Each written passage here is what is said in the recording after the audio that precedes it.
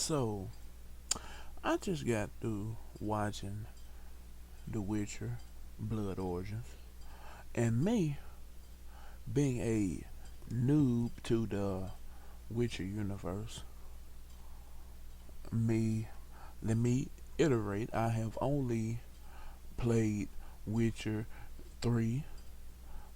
I have not even watched the TV show, read none of the books, or even played none of the games but number 3.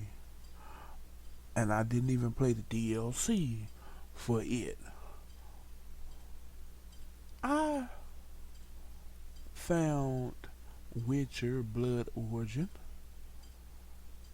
as a pretty good fantasy TV show. But hear me out, hear me out, hear me out, let me explain. Okay, so yes, I had some critiques of the show or the miniseries, but the only critiques I had for the show is because of some of the things that I found out in The Witcher 3. So that is saying a lot. I am a huge fan of fantasy TV shows.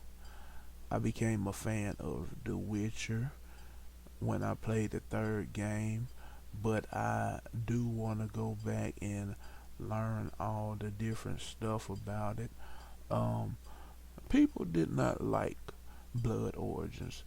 They liked The Witcher, I think the first 2 seasons, I'm not sure, and they couldn't stand the third. They said it was ruined. I am going to eventually watch it, but the whole gist of Blood Origins is seven outcasts from the elf world were they some about princess or some did a coup and killed every one of them. How they call them? Hell, I can't think. The royal folks. Um, and it follows. I'm gonna look who it follows. It follows Elle, which she was a queen guard, I guess. It's different clans. Her clan had a queen. She was the queen guard, and she got she left because she wanted to do music, and she was thinking about the bad things they that she had to do as the queen guard.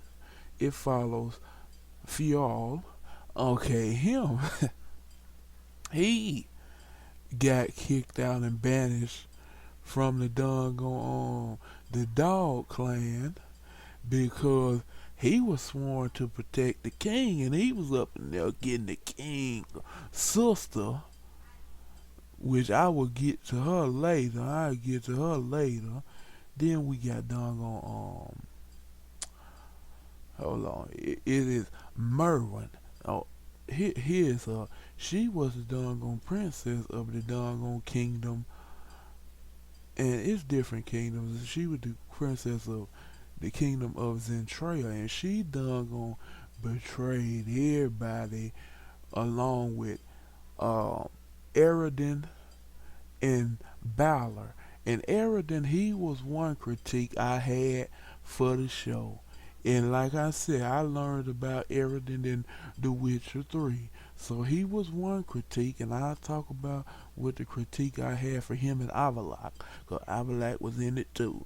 Um, but she betrayed the kingdom, her and doggone Balor and Avalok, and they killed all the royal folks, and and it was just this whole thing. And she done gonna kill Fial's um sister, and she was done gonna Fial lover. Oh, okay. She was his lover and killed his doggone sister. And when he found out, he was doggone hurt. You got doggone who that? Sindri. Sindri, he in the show. They, it's the whole monolith things that he discovered or some, and they transport into different worlds, and Balor got hold of them doggone things, and he he he was going and he was using the magic um for wrong. And then you got Syndra's sister. She's a powerful mage. Sindri is a powerful mage as well. Then you got Callan. He they call him Brother Death. He was in a relationship with doggone Sindri's sister. Then you got the dwarf and you know some. The, the show was pretty good to me. They doggone adventuring trying to get back into the doggone capital to stop the doggone coup, and they found out about a beast that Balor had brought from a different world. And they decided that they was gonna have to create a creature themselves to actually take down Balor's creature, which is how they got the idea of creating the first Witcher. Okay, and Ellie, um, also known as Lark, she said that she wanted to become the first Witcher. Okay, but Foul, he went and he took the doggone potion. Okay, nah, for the most part, he was in control of it after he died and came back.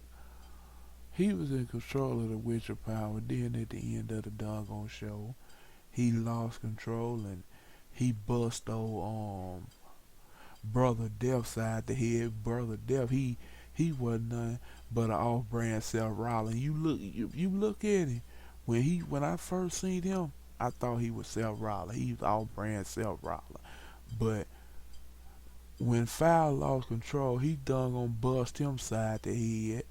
And I thought he had done killed Brother Death, but no, he just bust his done on eye out.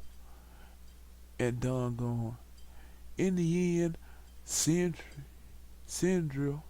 he destroyed the monoliths. And this is one thing I like.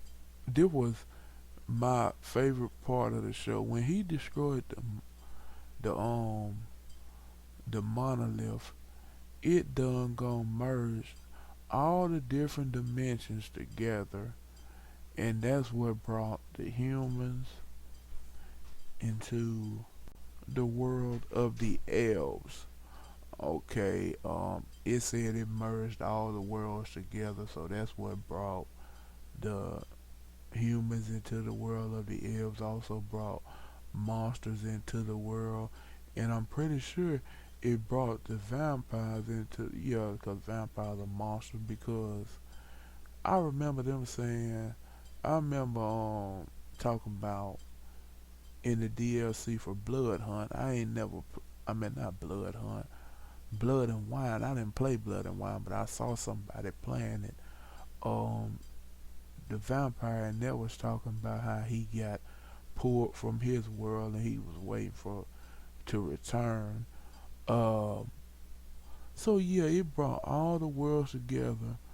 And fun fact, they said it wasn't no monsters in the world until Balor went over there through that monolith into a different world and got that monster to serve him. So I'm sitting there, So yeah, Fial became the first Witcher.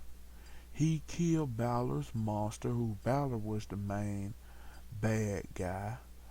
Syndra killed himself, Balor, and destroyed the monolith all at the same time.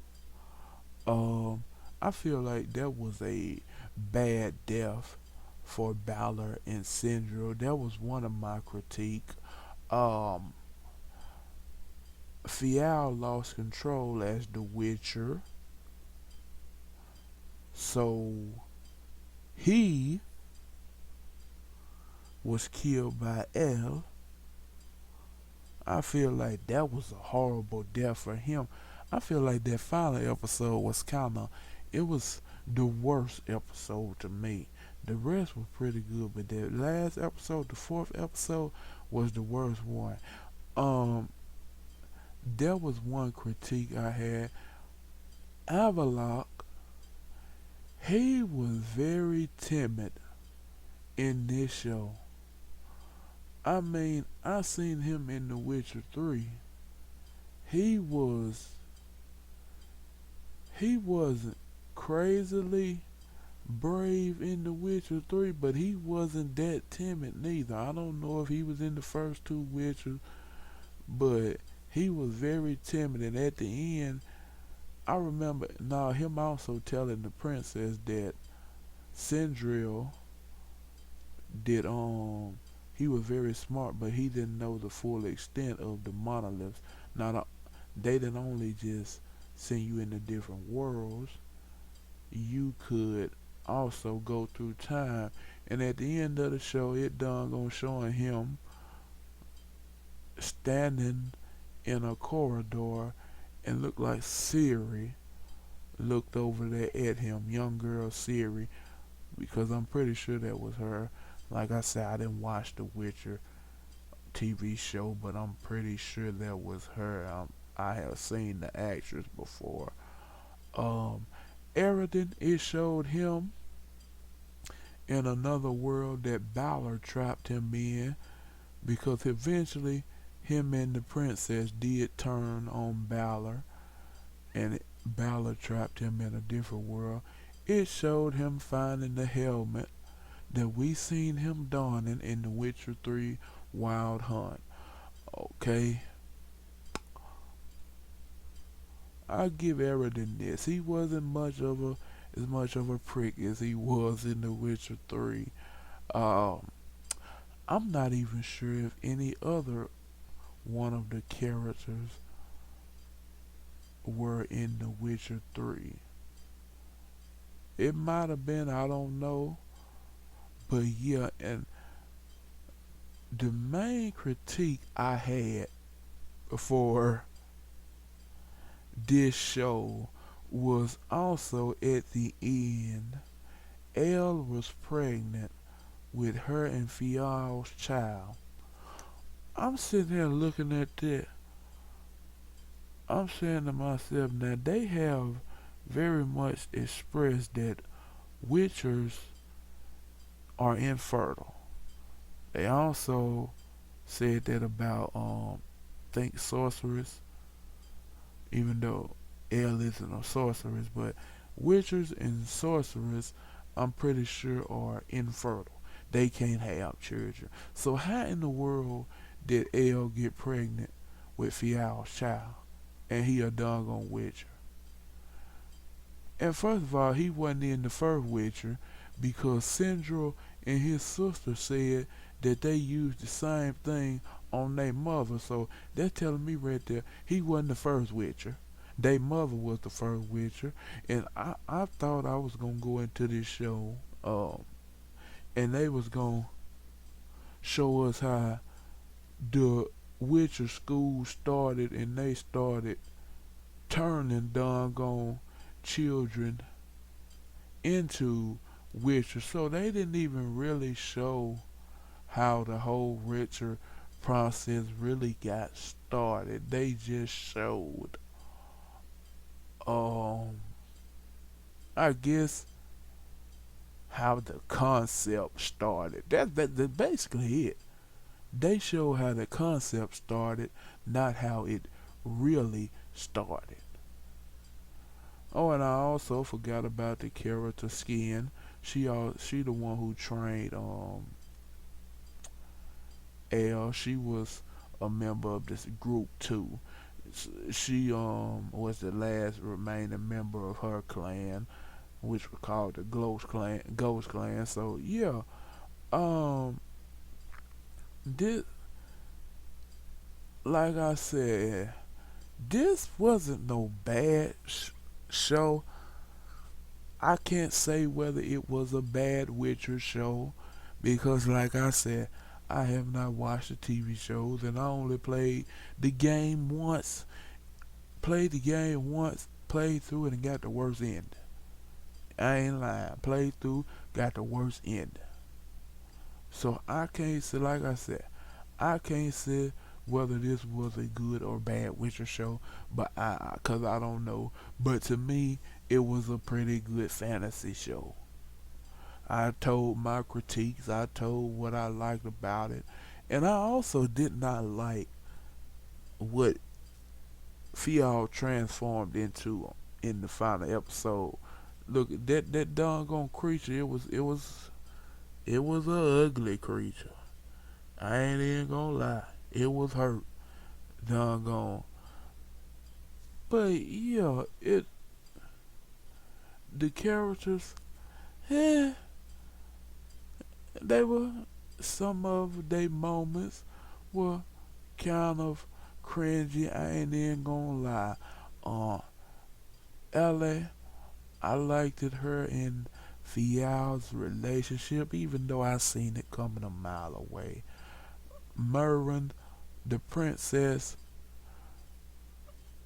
sometimes you liked her, sometimes you didn't. um, Balor, yeah, I didn't really care for his character. Like I said, Eridan, he wasn't as prickly as he was in the third game. Um, Syndra, it didn't really have much show off with him.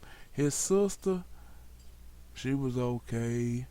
Um, Brother Death, I kind of liked him now. The doggone dwarf is the one I had the most problem with. She was just some of the jokes didn't hit with her. Um, I don't know. Some of the jokes weren't hitting with her.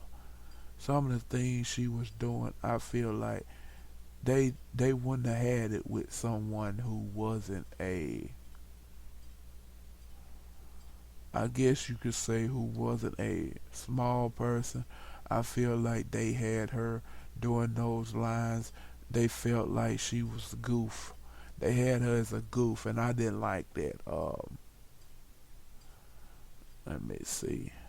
Skin, eh, I liked her character pretty good. It was her character was seemed like a more mysterious character. But like I said, I can't judge this show on whether it was a good Witcher show. Um, it was a pretty good fantasy show to me. Um, if I had to rate this show, I'd probably give it a 7. It probably would have went down even more if I had was just a huge fan of The Witcher. Like I said, I'm very much a noob, so I can't really give an excellent take on it. But like I said, it was a okay show to me. And until next time, take it easy.